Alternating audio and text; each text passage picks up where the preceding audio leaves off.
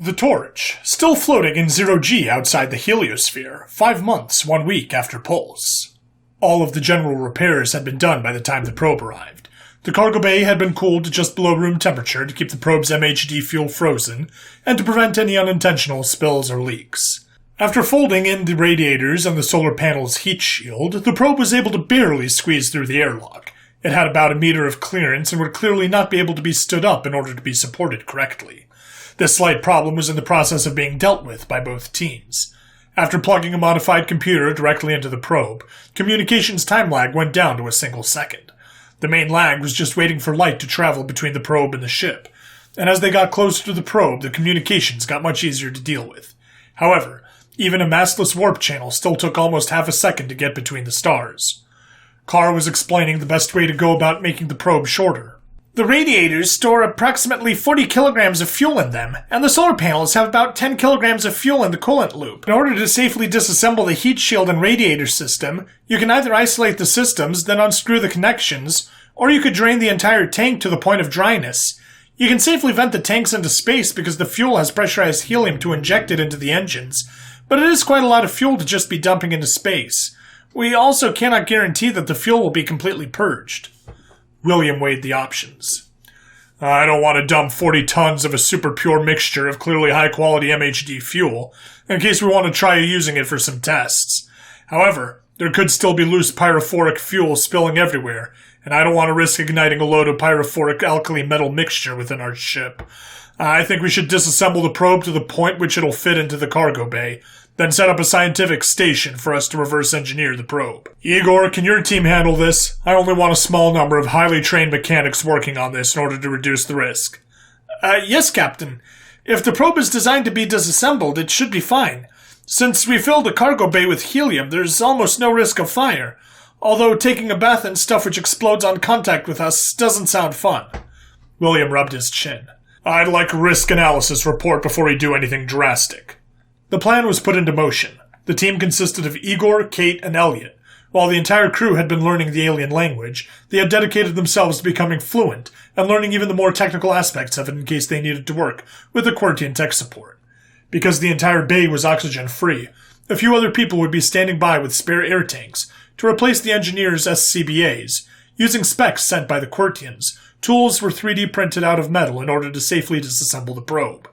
They also created a specialized vacuum cleaner with a spinning storage tank to suck up any loose droplets of the fuel and keep them confined in 0G. They started by tying straps around the solar array and securing it to the floor points in order to prevent it from floating around while they were working.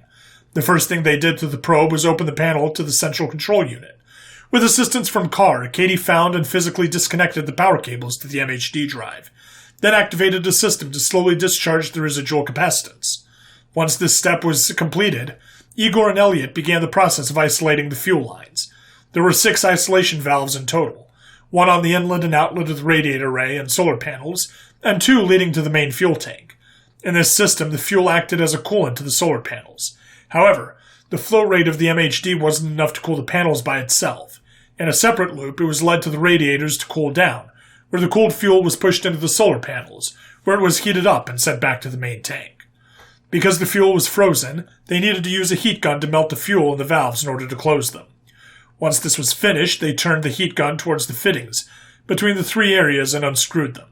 A few loose droplets of quickly solidifying liquid fuel tried to escape and were sucked up by the vacuum cleaner. I've got a problem here. This thing isn't coming apart.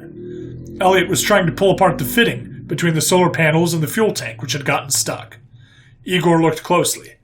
Is the fuel frozen, or is it in the pipe itself stuck somehow? Don't force it. Hitting it more with the heat gun, he waved to Katie. Keep the vacuum on this as we pull it. If it comes apart hard and flings shit everywhere, I don't want to have to deal with it later. Elliot, keep gently pulling on the pipe. I'm going to apply a bit of percussive maintenance. As Elliot pulled on the fittings, Igor started tapping on it with the wrench. Slowly, the pipe came apart and the problem was made apparent. Around the edges of the pipe, a jagged film of metal had built up on both sides of the connection and resisted their attempts to pull it apart. Igor poked the metal film with the heat gun. It was gradually getting softer from direct heat, but remained solid. Hey, Carr, why is the fuel still frozen here? I've been blasting it with a heat gun for like 10 minutes. It's at 3 times its melting point. That's strange. I'm looking at the video now, and I have no idea what caused that. Let me consult with a metallurgist. 5 minutes had passed. Igor decided to replace their air tanks while they had a break. If you look on the inside of the pipe, do you notice any scratching? We coated the entire interior of the piping with a thick oxide layer and PTFE to prevent galvanic corrosion from occurring, but that appears to be a sign of something reacting with the aluminum in the piping. Very carefully, Elliot used a pair of pliers to peel off the silvery metal. With it came a layer of black, flaky Teflon. This looks pretty scratched to hell. I wonder why. This could be a design flaw or foreign object damage or something we didn't think about at all. Once the probe is stable, would you guys mind sampling the fuel to check for metal shavings or other objects in it? Captain William responded this time. We will eventually get around to doing that, but right now we need to get this probe secured so we can return home. After that minor incident, the disassembly went mostly fine. Each of the other connections had mild corrosion on them, but with firm force and strong heating, they each came off smoothly. The next step was to physically unbolt the solar panels from the body of the probe. There were 16 bolts connecting the array to the probe, and the lock wire used to prevent them from coming off was easily cut off with the bolt cutters. Once the probe was free from the solar array, it was now possible for it to be stood upright in the cargo bay. However, the radiators would unbalance it if they were still attached. Strapping the probe to the floor, they repeated the process on the radiators. Next, the MHD drive needed to be taken out, removing a ring of 6 bolts allowed the team to open the assembly cavity and access the internal mechanism of the drive. Although it was a tight fit, they could squeeze in. Attaching the engines to hard points in the frame, there were 2 sets of 24 bolts arranged in hexagons. At the rear of the engine, they closed the fuel valve and disconnected it from the engine. The cramped conditions made it awkward and uncomfortable to work, but it was done eventually. Now we just need to unbolt the thing. This might take a while, Katie noted. Yeah, and then we're going to reattach it to the frame, so don't lose any bolts. Sheesh. This one's really stuck on there. Elliot was reefing on one of the bolts. Bracing himself on the walls of the area, he pushed with great force, and the bolt spun loose, flinging his wrench right off into the fuel tank with a loud clank, cracking the area near where the wrench had hit. Ah, crap. 30 seconds passed in silence. Nothing had happened. Sorry, shit. Watching live, Carr stood in shock. Considering it was designed to withstand almost 4,000 tons of force while it was accelerating, being that damaged from a guy throwing a wrench shouldn't be possible. No spacefaring craft is that weak. This is a serious structural problem with the probe which needs to be investigated.